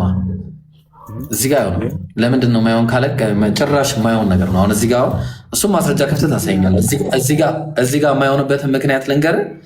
ከዚህ አንድ ላንብብልህ፣ አዳምጠኝ እሺ። ቁጥር 3 ጀምር ላንብብልህ ከቁጥር 1። በመጀመሪያ የኔን ነው ማነብልህ እሺ። በመጀመሪያ እቅድ ነበር ብዬ ነው የነገርኩህ። ሎጎስ የሚለው በዛ ስለሚተረጎም ከዛ ያ እቅድ እግዚአብሔር ዘንድ ነበረ። መጀመሪያ ያቀደው እሱ ስለሆነ እቅዱ እሱ ዘንድ ነበር ማለት ነው። ሌላ አካል ጋር አልነበረም። ግን ምንድነው ያንን እቅድ ለሰዎች ሰጥቶ አስተምሮ ደረጃ ነበረ። ከዛ ያ እቅድ አምላካዊ ነበረ። ግልጽ ነው። አምላካዊ እቅድ ነበረ። ይህም በመጀመሪያ በአምላክ ዘንድ ነበር አለ። ቀጠለ። ሁሉ በእርሱ ሆነ። ምንድነው በእሱ የሆነው? በእሱ ያመነና የተቀበለው በእሱ ሆኗል ህይወት። ከዛ ምን አለ? ከሆነውም አንድስ እንኳን ያለ እሱ ሆነ። ምክንያቱም ሁሉ በእሱ ሆነ ማለት በኢየሱስ የሚያምን ሁሉ በእሱ ነው የሚሆነው። በኢየሱስ ነው የሆነው። ለምሳሌ ኢየሱስ እኔ እውነትም ህይወትም መንገድ ነኝ፣ በእኔ በቀር ወደ አብ የሚመጣ የለም ብሏል አይደለ? በቀር ብሎ ዘግቶታል፣ ኤክስ አድርጎታል። በቃ አይደለ? ስለዚህ በእሱ በቀር ምን አለ እዚህ ጋር? ሁሉ በእርሱ ሆነ፣ በኢየሱስ ተግባባል። መቼ? ቃል ስጋ ከሆነ በኋላ ነው። ይሄ ግልጽ ነዋ። ከዛ ቀጠለና ከሆነው አንዳች ያለ እሱ አልሆነም ማለት በቃ ሆነ ከተባለ ዳግም የሚወለድ ካለ ከኢየሱስ ውጭ የሚወለድ የለም። አዲስ የሚወለደው አዲስ የሚፈጠረው እንዳለ በኢየሱስ በኩል ነው የተፈጠረው ነው እያለ ያለው። ቀጠለ። በሱም ህይወት ነበረች፣ ትክክል። ህይወትም የሰው ብርሃን ነበረች አለ። ይዞ የሚመጣው የዘላለም ህይወት ስለሆነ ማለት ነው። ብርሃንም በጨለማ ይበራል፣ ጨለማም አያሸንፈውም አምላካዊ ስለሆነ። ከእግዚአብሔር የተላከ ስሙ ዮሐንስ የሚባል አንድ ሰው ነበረ አለ። ሁሉ በእሱ በኩል እንዲያምኑ ይህ ስለ ብርሃን ይመሰክር ዘንድ ለእሱ መጣ አለ። ምክንያቱም መንገድ ጠራጊ ስለነበር ስለ ብርሃን ሊመሰክር መጣ እንጂ ብርሃን አልነበረም ማለት ዮሐንስ ማለት ነው። ለሰው ሁሉ የሚያበራ እውነተኛ ብርሃን ወደ ዓለም ይመጣ ነበር አለ። ማን ነው የሚያመጣው? ዓለም የሚለው ራሱ እስራኤል ነው እዚህ ጋር። ምክንያቱም ዓለም የሚለው በእስራኤል ይተረጎማል በዮሐንስ አጻጻፍ መሰረት ማለት ነው። ቀጠለ። በዓለም ነበረ፣ ዓለሙ በሱ ሆነ፣ ዓለሙ አላወቀውም አለ። ዓለሙ በሱ ይሆናል ተግባባ፣ ግን ዓለሙ አላወቀውም። ግልጽ ነው። ቀጠለ። የእሱ ወደ ሆኑት መጣ ደግሞ ድጋሚ፣ የገዛ ወገኖቹ ግን አልተቀበሉትም ማለት ግልጽ ነው። ከዛ ለተቀበሉት ሁሉ ግን በስሙ ለሚያምኑት ለእርሱ የእግዚአብሔር ልጆች የሆኑ ዘንድ ስልጣን ሰጣቸዋል። እንደምታውቀው እነማን ናቸው ስልጣን የሰጣቸው? ምድር ላይ ከእሱ ጋር አብረው ሲሰሩት የነበሩት ማለት ነው። ከዛ እሱ ከሄደ በኋላም ስራ ሲሰሩ ነበር። ሐዋርያት ስራ ላይ እንዳየ ነው። ቁጥር 13 እነሱም ከእግዚአብሔር ተወለዱ እንጂ ከደም ወይም ከስጋ ፍቃድ ወይም ከወንድ ፍቃድ አልተወለዱም ማለት። ስለዚህ ዳግም መወለድ የሚያወራው ከመጀመሪያ እስከ መጨረሻ በስሙ ለሚያምኑት እናንተ በስሙ ታምናለህ? እሱም በስሙ እኔ አይደለም ስለ እኔ እኮ አይደለም የማወራው፣ ስለ እስራኤል ነው እያወራሁ ያሉት። እኔ እስራኤልን ነው እያልኩ ያለው። ዓለም የሚለው ራሱ ስለ እስራኤል ነው። ተግባባን? ዓለም የሚለው ራሱ ስለ እስራኤል ነው። እንትን ኢየሱስ ክርስቶስ ለእስራኤል በጎች እንደተላከ ይናገራል። አሁን ልክ እኮ ነህ። ግን ከዛ በኋላ ደግሞ ፋይናል ፕላኑ ደግሞ ለዓለም ነው። ለምሳሌ ማቴዎስ 28 ይቅርታ፣ እንደኔ እይታ ከይቅርታ ጋር ዮኪ ሄረሲ ነው ብዬ ነው የማምነው። እሱ ምን ኢየሱስ ለዓለም ተላከ የሚል አንድም ጥቅስ የለም። በነገር ላይ ኢየሱስ ከተናገረው ውስጥ ሲያንደስተኝ እኮ እዛ ጋር ዓለምን ሁሉ እያሄዳችሁ እያጠመቃችሁ ዓለም የሚለው ምንድን ነው የሚለው መሰለ? ግሪክኛው ኤት ነው ምናምን የሚል ቃል አለ። ያ ቃል ራሱ እዛው አለ፣ እዛው አካባቢ ላለ ህዝብ ማለት ነው ይወክላል። ላሳይ ማስረጃ። ከዛ በኋላ ምንድን ነው ያደርጉት ሐዋርያት? እኮ ገባኝ። እዛው ነው እንዳውም እያላቸው ወደ ሳምራውያን አትሂዱ፣ ወደ እንትንም አትሂዱ፣ ወደ አሕዛብ አትሂዱ፣ ግን እንደ በግ ለጠፉት ለእስራኤል ልጆች እየሄዳችሁ የምጽአት ቀን ቀርባለች ምናምን እያለ ስበኩ እያላቸው ነበር። ያዘዛቸው ይህንን ነው ኢየሱስ መጨረሻ ላይ ወደ ዓለም ሂዱ ብሎ ሲናገር፣ ዓለም ማለት እስራኤል ነው። ዓለም የሚለው ራሱ በእስራኤል ነው የሚፈታው። ግን ከዛ ምንድን ነው ያደርጉት ሐዋርያት? ለምሳሌ እኮ እኔ ትእዛዝ ጣሱና እኔ ምን አገባኝ ታዲያ? ኢየሱስ ያዘዛቸው እሱን አይደለም እኮ ነው በለኔ እኮ አሁን ሄረሲ ነው ብለህ ለዛ ነው ሄረሲ ነው እያልኩ ያለው ለዛ ነው። ኢየሱስ አላዘዘም፣ እንደዛ ብሎ አላዘዘም። ኢየሱስ አንድም ቦታ አላዘዘም። ከኬት ነው ያመጣው? ለሳምራውያን ብቻ የሚለው የቱ ጋር ነው? ወይ ለሳምራውያን? ኦኬ ላሳየህ። በመጀመሪያ የኢየሱስን ንግግር እንስማሽ። ቆይ አይ ቲንክ ማቴዎስ 10 ስንት ላይ ነበረ? ማቴዎስ 10:4 ይሁን እስቲ ልየው ካልተሳሳትኩ ማለት ነው። 12ቱን ደቀ መዛሙርት ወደ እሱ ጠርቶ እንዲህ አላቸው፣ በእርኩሳን መናፍስት ላይ ደዌዎችን ምናምን አለና፣ እሺ አይ ቲንክ የቱ ጋር ነበረ? ቆይ 12ቱን እንዲህ አላቸው። እነዚህ 12ቱን ኢየሱስ ላካቸው፣ አዘዛቸውም እንዲህ አለ፣ በአሕዛብ መንገድ አትሂዱ፣ ወደ ሳምራውያን ከተማም አትግቡ አላቸው። ይልቅስ የእስራኤል ቤት ወደሚሆኑ ወደ ጠፉት በጎች ሂዱ እንጂ አለ። ኢየሱስ ያዘዛቸው ይህንን ነው። እሺ አንዴ ላይቭ ላይ ነኝ። እሺ ሰላም አለይኩም። እሺ ኦኬ፣ ይህንን ነበር ያዘዛቸው። ልክ ነህ። ግን ከዛ በኋላ የቱ ጋር እስቲ ያዘዛቸው ሲያሳይ፣ እስቲ የቱ ጋር ያዘዛቸው? ማቴዎስ እኮ ኤት የሚለው ቃል ለገዛ እዛው አካባቢ ላለ ህዝብ ይውላል እኮ እያልኩ ነው። ዓለም የሚለው ቃል ራሱ ለሱም ይውላል። ግን በቃ ያን ነው ኤክሴፕሽን አይደለም። ለዓለም እኮ ኤክሰፕሽን አይደለም። ገባኝ። አይ ካዘዘው ከመጀመሪያው እይታ ስናየው ኢየሱስ ያዘዘው እሱን ነው። ከመጀመሪያው እይታ አንደኛ ነገር ያው ቅድም ያመጣልኝ ጥቅስ በህይወት እያለ ለሐዋርያቶቹ ስልጣን ሰጥቷቸው እንዲሰብኩ እንዲያድኑ ሰጣቸው። ከዛ በኋላ ደግሞ ኢየሱስ ክርስቶስ ካረገ በኋላ ሂዱ ስበኩ አላችሁ ለዓለም ሁሉ። የመጣው ዓለም የሚለው ሀቢቢ ዓለም የሚለው እኮ እዚህ ጋር እስራኤልን ነው እያልኩ ነው። አልሰማኝም። ከዛ በኋላ ያደረጉት ነገር ዓለም የሚለው እኔ ያው ከዛ በኋላ ያደረጉት ነገር ሄረሲ ነው ብዬ ነው ማምነው። እንዴት ሄረሲ? አላዘዘም። ኢየሱስ አላዘዘም እንደዛ ብሎ ያላዘዘውን ነው የሰሩት፣ ወይ ደግሞ ያላዘዘውን ነው የሰሩት ማለት የጸሐፊው ችግር አለበት ኦልሬዲ ማለት ነው። አሁን ወደ ነጥባችን እንምጣ። አሁን ወደ ጥያቄ እንመለስ። ይሄ አሁን ከገባን የማንወጣበት ነገር ውስጥ ነው የምንገባው። ስለዚህ አሁን ቁጥር ስንት ላይ ነበረ ጥያቄ ነው ያመጣው? ማርቆስ 16:15 ላይ አንዴ።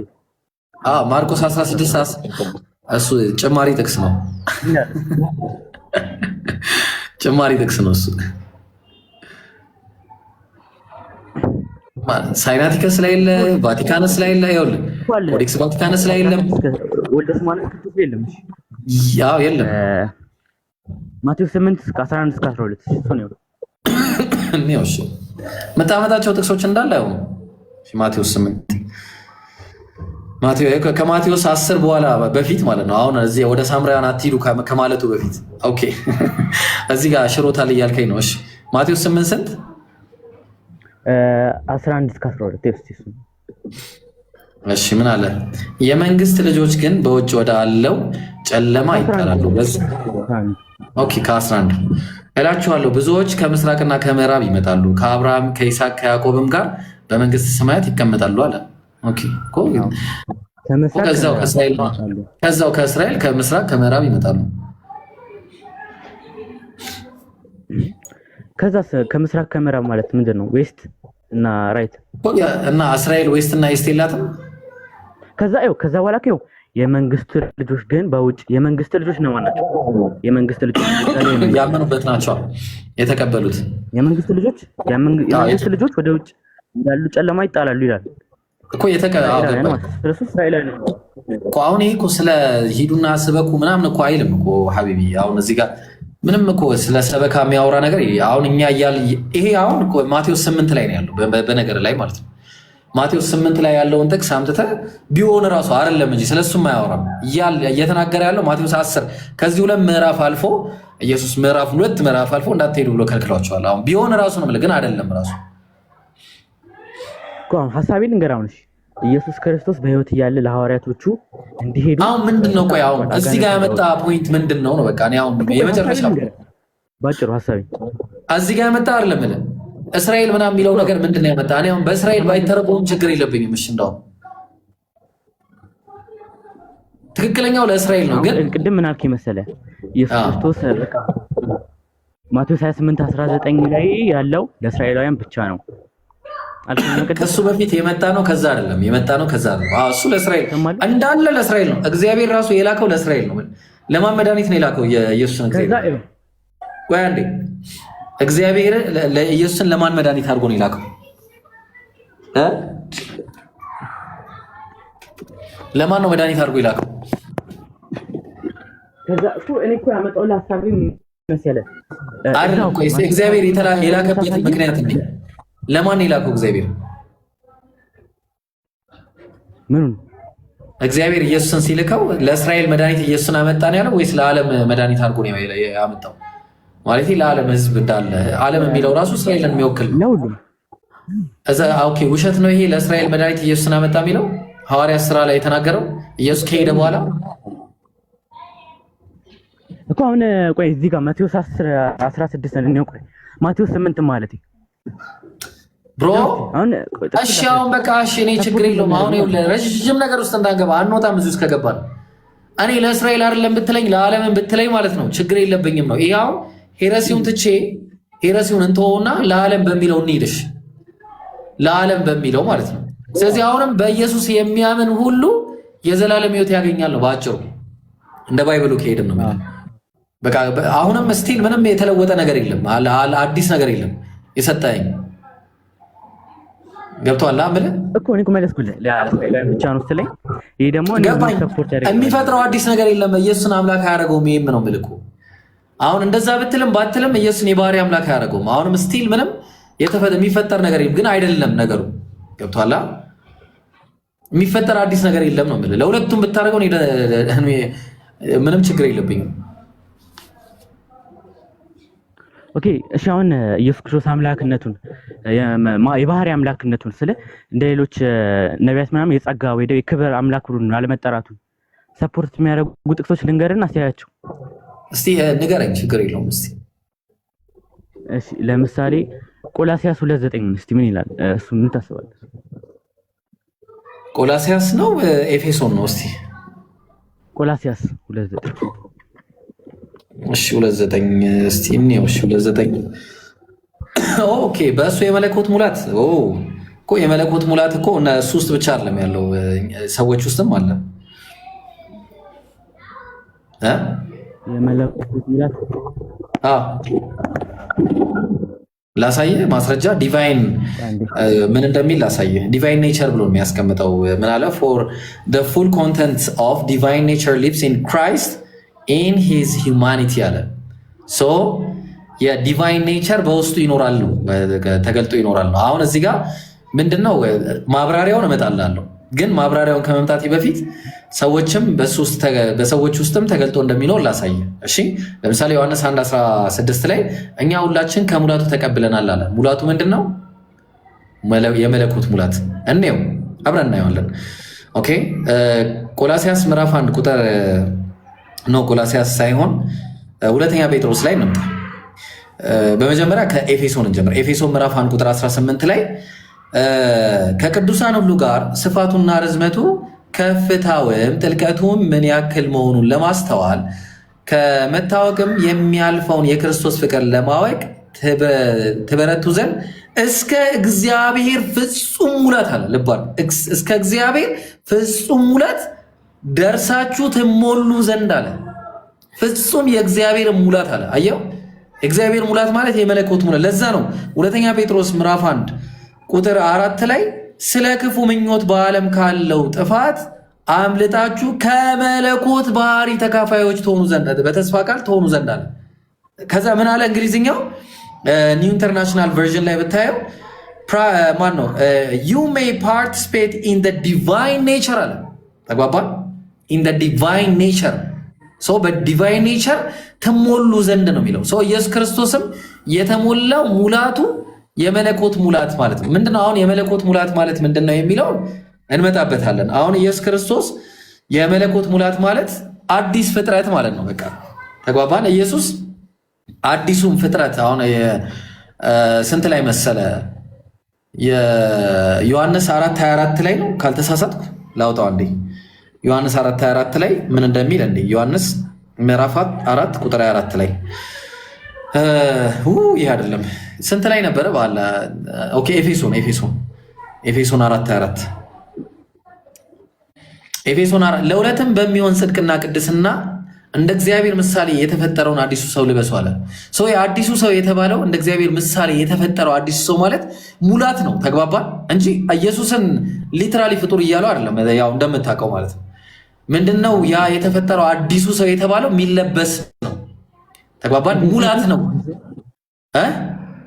ኤፌሶን ስንት ላይ ነው? ኤፌሶን 4:24 ማለት ነው። ሌሎችም ጥቅሶች አሉ፣ በጣም ብዙ ናቸው ከዚህ ጋር የሚገናኙ ማለት ነው። ምንድነው አሁን እዚህ ጋር እያለ እየተናገረ ያለው ያ የሚለበስ ልብስ አለ። ያ የሚለበሰው የመለኮት ሙላት ነው። ሙላቱ ናችሁና እያለ ይናገራል። አሁን በደንብ አድርጌ ላብራራለህ። በደንብ አዳምጠኝና ምን እንደሚል እኔ አሁን እዚህ ጋር በዋነኝነት ሲናገር ቁጥር እዛው ቆላሲያስ ምዕራፍ 1 ቁጥር 24 ላይ ብትመለከተው አሁን በመከራዬ ስለእናንተ ደስ ይለኛል፣ ስለ አካሉ ማለትም ስለ ቤተ ክርስቲያን በስጋዬ በክርስቶስ መከራ የጎደለውን እፈጽማለሁ አለ። አሁን የሚሞላው ማን ነው? እኔው ስለ ቤተ ክርስቲያን ነው የሚያወራው። ቀጠለና ኤፌሶን 4:4 ላይ በመጠራጠራችሁ በአንድ ተስፋ እንደተጠራችሁ አንድ አካልና አንድ መንፈስ አለ አለ። አንድ አካል አለ፣ አንድ መንፈስ አለ። አንድ አካል የተባለው ቤተ ክርስቲያን ነች እንደምታውቀው ማለት ነው አይደለ? ያቺ አንድ አካል ቅድም እንደተባለው ሁላችሁ ከሙላቱ ትቀበላላችሁ። ያቺ የምትሞላ ቤተ ክርስቲያን ሲሞላ ኢየሱስ ይሞላል ነው ባጭሩ። ተግባባን? ያ ማለት ከሱ የተቀበሉት ደግሞ እነሱም ይሞላሉ ነው፣ ከጸጋ ይካፈላሉ ነው፣ ዲቫይን ኔቸርን ይሞላሉ ነው ባጭሩ። ይሄ ሌላ ነገር አይደለም። ኦኬ ቆሽቶሽ ሌላ ጥቅስ ካለ አሁን ሬይዝ ማድረግ ትችላለህ። ዕብራውያን 1:3 እዛው ባይብል ላይ ሜታፎሪክ መሆን ማስረጃ ኖ እኛ እንደዛ ስላልከኝ አለ ማስረጃ አስተኛ እዛ ባይብል ላይ ኢንተርፕሬቴሽን አንተ ነህ ያልከው። እኔ ማስረጃ ነው የፈለኩት እኮ መንፈስ እንደሆነ ነገር አለ እግዚአብሔር እኮ መንፈስ ገባኝ እኮ መንፈስ አይቀመጥም ያለው ማን ነው ታዲያ? እንዴት ይቀመጣል እኮ ለታዲያ እንዴት ተቀመጠ? በቃ አካሉ ነው ማለት እኮ ታዲያ እኮ ገባኝ። ለምሳሌ እግዚአብሔር እግሬ እሺ ጥሩ ስንት ላይ ነበረ የሆነ ጥቅስ አይቼ ነበር አይ ቲንክ ዘጸአት ላይ ይመስለኛል። ችግር የለውም እግዚአብሔር ለምሳሌ ከሰማይ ወደ መሬት ወርዷል አይደል? ወደ ምድር የባቢሎንን ለማየት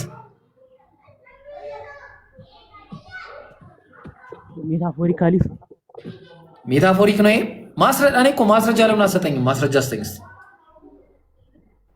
ሜታፎሪክ የምትለው ማስረጃ አስጠኝ። የቱ ጋር ነው ሜታፎሪክ የሚለው? ባይብል ላይ እኮ ስተኛ እሱ እሱ ጋር አይ ስለ አላህ እናውራ እስኪ። ገብቶኛል። አይ ለምን እኔ ስነግርህ እኮ አንተ አካል እያልከኝ እኮ ነው። ስለዚህ አንተ ሜታፎሪክ ለማለት ማስረጃ አስጠኝ።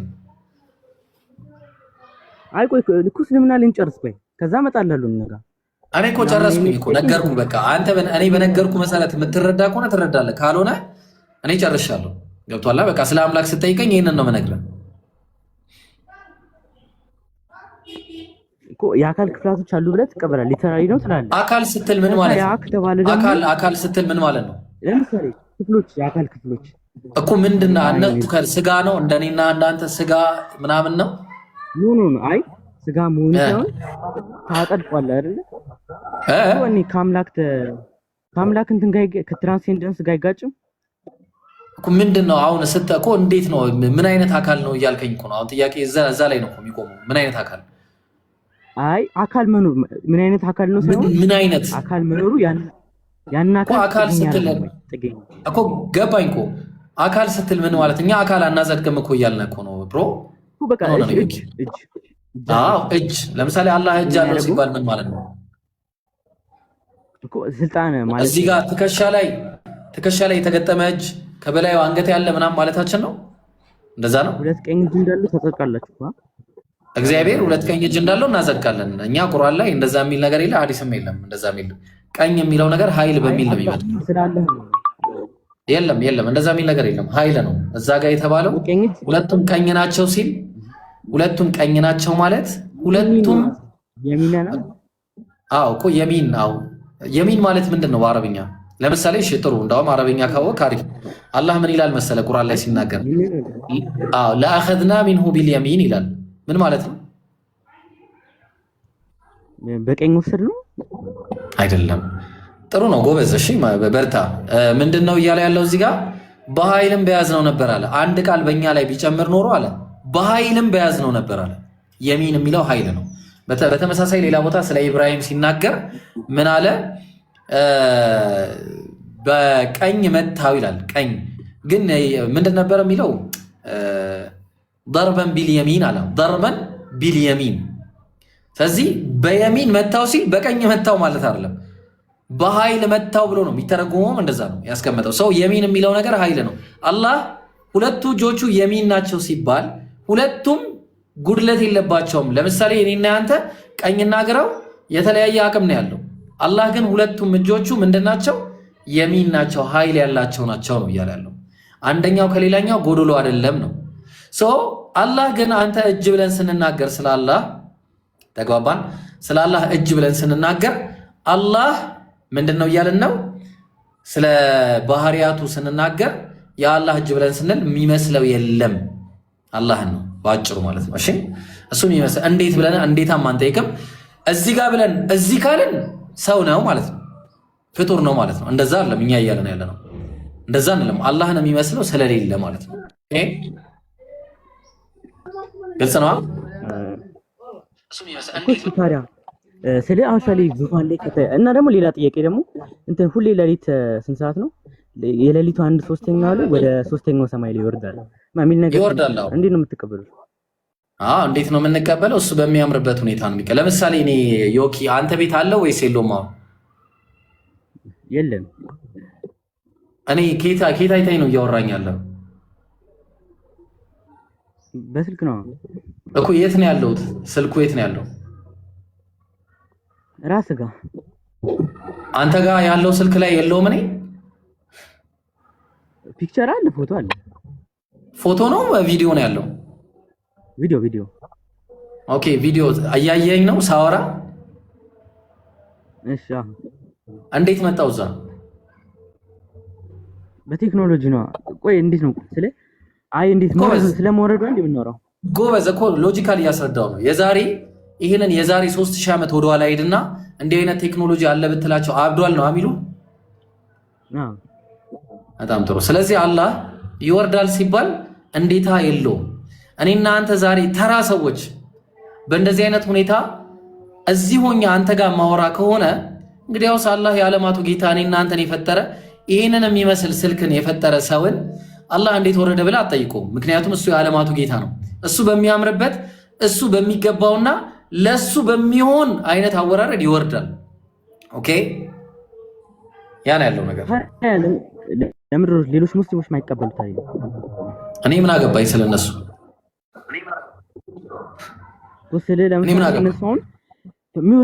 ሆነ ይወስማኝ ያለበት ቦታ አለ፣ ማይኖርበት ቦታ አለ። እኔ ምን አገባኝ ነው ጥያቄ። እኔ አላህ ይወርዳል ወረደ በቃ አለቀ። አሁን ለምሳሌ ኢየሱስን አምላክ ለምንድን ነው ማይሉት? ጆቫዎች ለምን ኢየሱስን አምላክ አይሉትም? ምን አገባኝ በለኝ። እንትን ከፍጥረት መጀመሪያ ምን ብሎ ሰማየው እኮ አንተ ያገባል ስለነሱ? አያገባኝ በቃ ታዲያ እኔ ምን አገባኝ? እነሱ እንደዛ ስለሚሉት ስተት ነው። ታዋችሁ በቃ አሁን ልወጣት ነው። በቃ ስለ አንድ አያ ደግሞ ልንገር። ለምሳሌ ከተሳግሬ ልውጣችሁ። ኦኬ ለምሳሌ ከተሳሳትኩ ሱራ አልካህፍ ላይ 86ኛ አያ ላይ እንትን ውሃማ ጭቃ ውስጥ እንደምትጠልቅ ይናገራል። እንዴ ነው ሪላቲቪቲ ታውቃለህ? ቋማውት ነው። ሪላቲቪቲ አታውቅም? ምን ከፐርስፔክቲቭ ነው? ሪላቲቪቲ አሁን ሪላቲቪቲ ማለት ይሄ ይታያል። ይሄ ታብ ይታያል አይደል? ለምን እንደውም አውጥቼ አላሳየህም? እኔ አውጥቼ ላሳየህ ወይ? አንተ በጣም ቀን ልብ ያለ ልጅ ነህና አላህ ሂዳያ ይስጥህ። ኦኬ እንዴ መብራት ትላለህ? እንዴት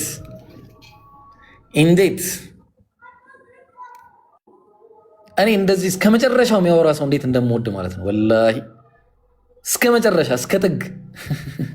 እሺ የዙል ቀርናይን እዚህ ጋር አሁን ውሃ ውስጥ እየገባች ነው አጻያዋ። ዮኪ ከይታ አንፃር ይሄ ሪላቲቪቲ ይባላል። ይሄንኑ ጥቅስ ይዘን ደግሞ ባይብል ላይ ስንሄድ ማለት ነው ምን አለ መሰለህ? በሰራዊቱ መካከል ፀሐይ ስትገባ ንጉሱም ሞልቶ ምናምን አለ። በማን መካከል ነው ስትገባ ያያት ፀሐይቱ? በሰራዊቱ መካከል እኮ ከፐርስፔክቲቭ አንፃር ነው ለማለት ገብቶኛል። በቃ እንደዛ ተረዳው። እሺ ለምሳሌ እንትን ደግሞ ስለዚህ አስተምሮ አይደለም ማለት ነው። ለምሳሌ የሆነ ሳሂህ ማነው ሱናን አቡ ዳውድ ላይ ማለት ነው 4002 ካልተሳሳትኩ እዛ ላይ ነብዩ ማለት ያስተምር ጭቃ ውስጥ ተጠልቃለች እራሱ ጋር እና እሱስ እና አስተምሮ ተጠልቃለች ማለት እኮ ፀሐይ ጠለቀች እኮ ነው የምንለው። ፀሐይ ትጠልቃለች እንዴ? ኖርማሊ እንደውም እኮ ታሪክ ፀሐይ ነች ምድር ነው የሚጠልቀው? ፀሐይ ይጠልቃል? ቆይ በመጀመሪያ ደረጃ ፀሐይ ይጠልቃል? አንዴ ጠለቀ የሚለውን ቃል ራሱ አይጠልቅም። ለምን ጠለቀ ይላል አይደለም? መሐመድ አላለም እዛ ጋር 4000 ሱናን አቡ ዳውድ ላይ 42 ላይ ሲያስተምር እና ታዲያ መጽሐፍም እኮ ፀሐይ ጠለቀ እኮ ይላል ብሮ። የእኔ ጋማ ሜታፎሪካል ነው ሞተው እኛም እንደዛ ነው እኮ ሐዲሱ ላይስ እንደዛው ነው፣ ተመሳሳይ ነው። የትኛው ሐዲስ? የፀሐይ ጉዳይ አይደለ? የፀሐይ ጉዳይ ከሆነ ትክክል ነው፣ እንደዛ ነው። ኦኬ ግን ነብዩ መሐመድ አስተምሮ ደረጃ ታዲያ ለምን እንደዛ አላሉም እዚህ ጋር? ቆየን ኦኬ ለምን እግዚአብሔር በመጽሐፉ ደረጃ ለምን እንደዛ አላለም? ሜታፎሪክ ነው ለምን አላለም? አይ እሱ ጋር አንተ ላይ ያለ ጥያቄ አትጠይቀኝ። አንተ ላይ በጠይቀህ ማትመልሰውን መልስ አትጠይቅ። ተው ዮኪ እኮ ግን ሐዲሱ ላይ ሲያስተምር እንደውም ቆይ ላንብብልህ እንደውም ወይ አክፈት ከዛ አንብበዋል። ሀሳብህን ንገረኝ። እንዲህ ይላል እንደውም ያው የሚለው ሐዲሱ I was sitting behind the messenger of Allah who was riding a donkey while the sun was setting ይላል። He asked, do you know where the sun where this sets አለው። የት እንደምትጠልቅ ታውቃለህ ሲለው ከዛ I replied Allah and his apostles I replied Allah and his apostles knows best አለው። ከዛ የአላህ አፖስትል ምንድን ነው ያለው? spring of warm water ነው ያለው። አዎ ስለዚህ አሁን ገባኝ እኮ በቃ ገባኝ። አሁን የምትጠልቅበት አድማስን አስመልክቶ ነው። እሺ ስለ አድማስ ነው የሚሆነው። አሁን እዚህ ጋር በተመሳሳይ ተመልከት ሲናገር መዝሙረ ዳዊት ላይ የአማልክት አምላክ እግዚአብሔር ተናገረ፣ ከፀሐይ መውጫ ጀምሮ እስከ ፀሐይ መግቢያ ድረስ ምድርን ጠራት አለ። ፀሐይ በመግቢያና መውጫዋ የት ነው? ሜታፎሪካሊ ነው። ኧረ ላላ ብለህ ሜታፎሪክ አትበለኝ። ቀጥል። እዚህ ጋር እነሆ እኔ ካጠፋኋቸው አሕዛብ ሁሉ ጋር ከዮርዳኖስ ጀምሮ በፀሐይ መግቢያ እስካለው እስከ ታላቁ ባህር ድረስ አለ። እስከ ድረስ ነው ቦታ ነው የጠቀሰው። የት ነው የታላቁ ባህር ፀሐይ መግቢያ?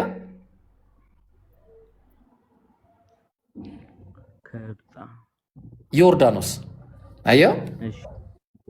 ስለዚህ ዮርዳኖስ መጥለቂያ ቦታ ነው ውሃ ውስጥ። ታላቁ ባህር ነው የሚጠለቅበት ቦታ።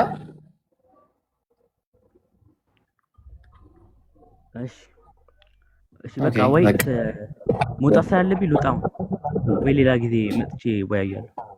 በቃ እሺ፣ መልካም ጊዜ ይሆንልን። እናመሰግናለን ለነበረን ቆይታ። ዮኪ ይልመድብህ። እሺ ማርሽ። ሰላም አለይኩም ጋይስ። ቀጥሉ። እሺ አንዴ ሰላት ልስገድ።